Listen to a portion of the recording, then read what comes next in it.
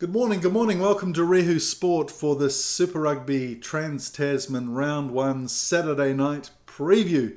Thanks so much for all your messages of support so far. Really appreciate it. Thanks for subscribing to YouTube and also the Facebook account. It's great. I'm going to give away a prize, I think, something special to one of my subscribers in the next few months. So please subscribe, hit the subscribe button, and watch as much as you can. And of course, feel free to comment about any of the crazy things I say. So we're talking about Super Rugby Trans-Tasman. It's round 1, and I've just got this little graphic from Super Rugby. Thank you very much. If you haven't seen it already, I've done a Friday night preview of the games between the Highlanders and the Reds, and the Waratahs and the Hurricanes. Didn't do my picks though. I'm picking the Reds might do this one actually. I reckon by 3 down at Forsyth Bar. And the Hurricanes are going to smash the Waratahs. I think they need this game to get some confidence. And I think the two styles matching up against each other mean that the Hurricanes are going to run free here. I reckon that Rayasi might be a good pick if you're playing fantasy football. But let's get on to the Saturday night previews. There's 3 games, as you can see. Those games are New Zealand times there. So it's the champion Crusaders from the Aotearoa competition versus the runners-up, the Brumbies from the Aussie competition first up. Then the Rebels host the Blues.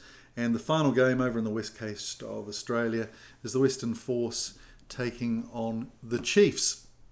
All right, let's start with the Crusaders lineup, and it's congratulations to Cody Taylor, who celebrates his 100th game for the franchise, which is a great effort. And, I just see that let me just squeeze that in so I can put number 23, Severis, in there. So well done to Cody Taylor. A few of the stars have been rested this week. Scott Barrett, Mitch Drummond, Jordan and Reese, all rested from the starting 15. Braden Ennor comes back at number 13, and even though he didn't have much to do last week in the final, he's certainly looking huge. He's obviously spent a bit of time at the gym recovering from his knee problem. So that means that Lester Whainga Anuku is back at 11, and it also means a start for Manasa Mataele on the other wing. George Bridge moves to fullback. For the Brumbies, they've got some commemorations as well. 2 players making their 50th Super Rugby appearances. Ere Simone, the inside centre, and Folau Whainga, the hooker, are making their 50th appearances. Good to see ex-New Zealand Warrior Solomone Kata make his first appearance for this year on the right wing. He certainly looked as though he was adapting to the Union Code pretty well. And you'll see there's no Nick White, as Andrew Mertens calls him, the 1800s Victorian policeman. He does look like that with his moustache, doesn't he? He's having a rest this week. So that means that Ryan Lonergan gets a start at 9. Nick Frost moves in from blindside flanker to lock. Caden Neville has a shoulder injury.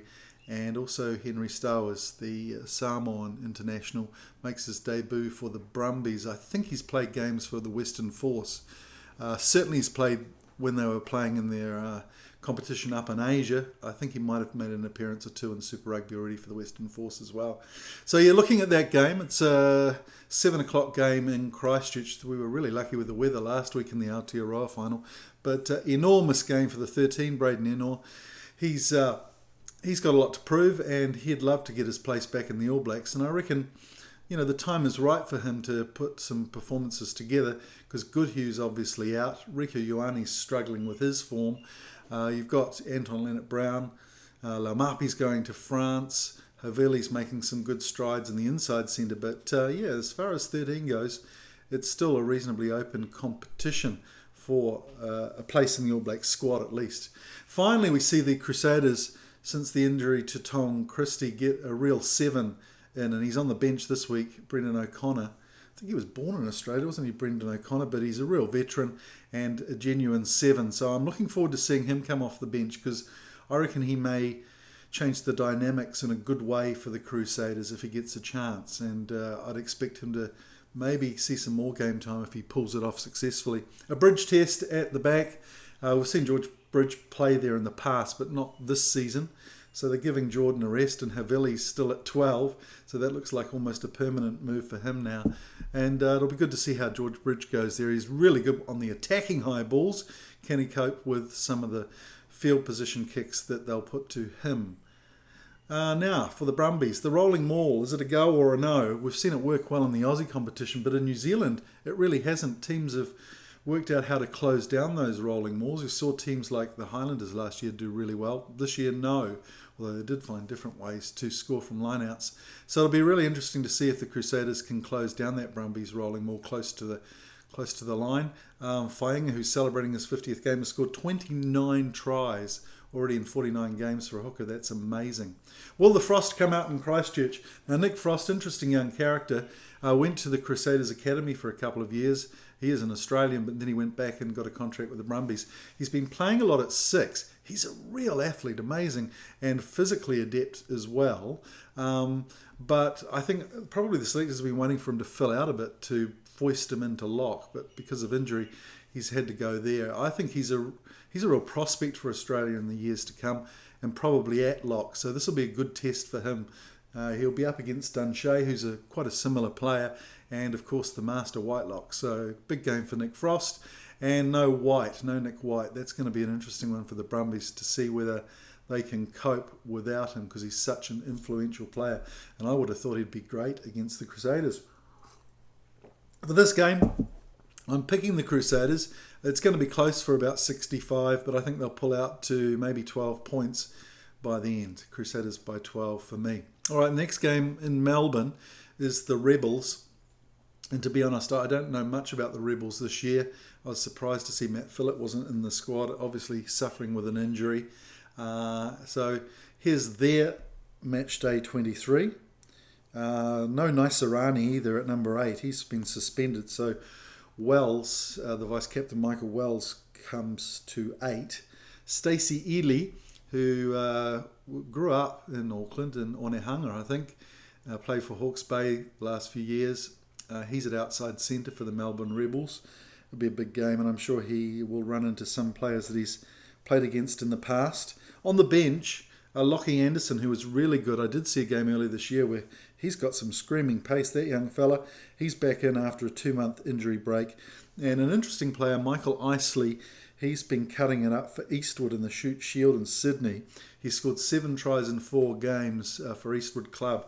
So it'll be very interesting to see his moves off the bench for the Rebels. And they're up against the Blues. Reports are that Leon McDonald might not be able to make it to Melbourne, so that'll be an interesting one for them. But Marcel Renata, he gets a rare start at 3. Obviously, he's got Tuanga Fasi and Lalala in front of him, so good chance for him to stake a claim. Caleb Clark, of course, is at 7's camp for the Olympics. So interesting back 3 of Lamb, Sullivan and Heem.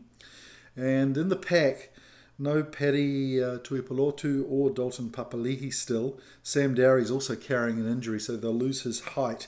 But it is interesting to see Jacob Pearce on the bench as well. He's a fantastically athletic lock, and I think this will be his first appearance if he gets on the field too for the Blues. So 3 things for either team. For me, obviously, as there has been all season, Tuomua is going to have a lot of responsibility on his shoulders to run the cutter for the Melbourne Rebels. I do like the games in Melbourne because the crowd are nuts, and I hope they get a good crowd along to barrack and support their team. And it's a big day for the pack because even though this much vaunted Blues pack has really underperformed, they're flattered to deceive so far this year. They're very good, a very good forward pack. They've managed to foot it with most teams in Super Rugby Aotearoa. So I think it is a big day for the Rebels. They need to secure that possession. For the Blues, an untested back 3. We've seen individually Heem, Lamb and Sullivan perform pretty well, but obviously they do need to work as a team alongside Black, who'll be in the backfield a lot for some of that kicking phase. But yeah, it'll be really interesting to see how they go. And for the Blues, as it has been for the last 4 or 5 games, they really need to take their opportunities. They've blown so many inside the red zone, so look for them to really concentrate on, once they get a roll on, to finish, for goodness sake. And the lack of Leon may be an interesting factor as well. Of course, they've got some really good coaches backing up Leon McDonald, Coventry, Halangahu.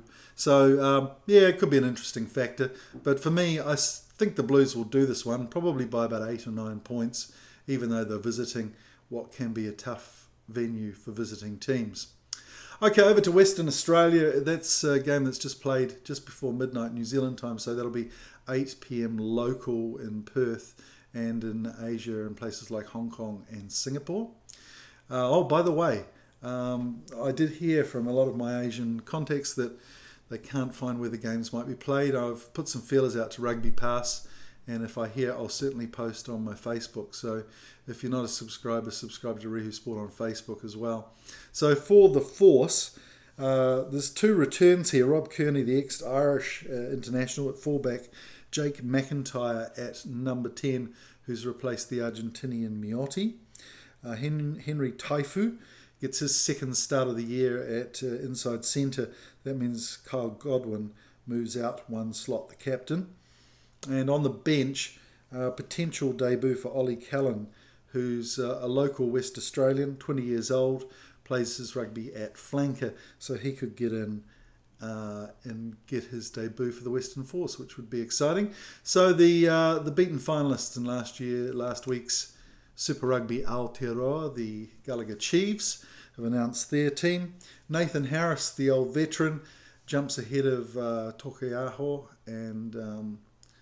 and Bradley Slater to get a start. Josh Lord, who I thought played really well against the Blues 3 weeks ago, he's back as well. He's a huge man, and for such a tall, slim guy, he's very strong in contact. I was really impressed with the game he played against the Blues. He was one of the factors that really gave them an edge in the first hour before they finally crumbled with that second string team. So Josh Lord comes back. D-Max at 10, Damien McKenzie at 10 again, like they've tried once or twice this year. Usually comes in around 60 minutes and does it. Now, an interesting factor here for me is that Eteni Nanai Saturo's in sevens camp as well, along with the Blues' Caleb Clark. So they've got Jonah Lowe at 11, and on the right wing, Sean Stevenson. Other than that, Liam Messon has been talking it up, saying he's going to get his old mate Richard Kahui. So that'll be an interesting matchup if those two meet on the field as well, the two Koros. So just looking at the 3 factors for those 2 teams, Western Force have shown more grit than Cottesloe Beach, and expect that more even at home, because they haven't played many games at home this year. The 2 old men at the back is an interesting one. They've got Kearney and Kahui, 2 35-year-olds at the back, both looking very fit, of course. Richard Kahui completely at home in his Speedos in front of the camera. But do they have the pace to contend with some of the younger Chiefs backs? We will see. And possession, I think, will be an issue for the Western Force as well. There's no doubt they'll scrap at the loose. They've got some good loose forwards, including the nephew of Paul Bam Bam Kortecker, a legend in the Waikato in the 1980s. So his nephew's playing at open side flanker for the Force as well. So that'll be an interesting ex-Waikato matchup there too. Well, the Chiefs, they need to pick themselves up after the loss. They were pretty philosophical, and I think, with the season overall, they know they've turned it around and done pretty well.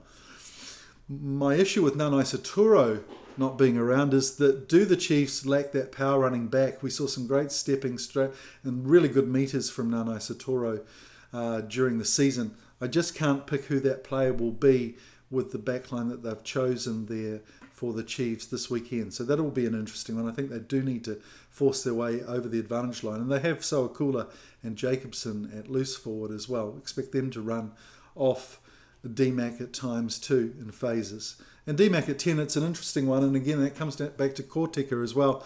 I always fear when he runs that 45 degree angle, like a rugby league standoff, that he's going to get smashed by somebody. So if I was Kortecker, I'd be looking for that and absolutely smash him and clean him out. He's an elusive little fella though, isn't he? Damien McKenzie, that's for sure. I'll pick for that game. I reckon the Chiefs will just do it, but it's going to be tight. It's going to be really tight. Never underestimate the Force at home. I say the Chiefs by 4. What do you guys think?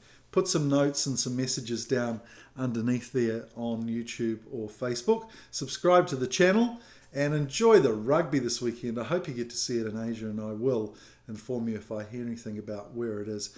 Take care for now, and enjoy those games tonight as well on the Friday night, as well as these games that we've just talked about. I'll be back after the weekend with some more content. Now it's sayonara. This was produced by Tahu Films.